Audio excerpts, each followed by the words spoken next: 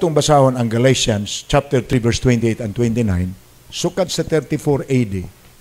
Ingon si Paul, there is neither Jew nor Greek, there is neither slave nor free, there is neither male nor female, for you are all one in Christ Jesus. And if you are Christ, then you are Abraham's seed and heirs of the promise. Buti pasabot, dili na kay Israel ra ang pinasahi o pinili nga katawhan.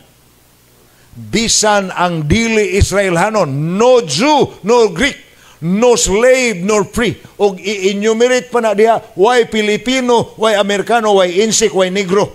Tanan, all who are one in Christ Jesus.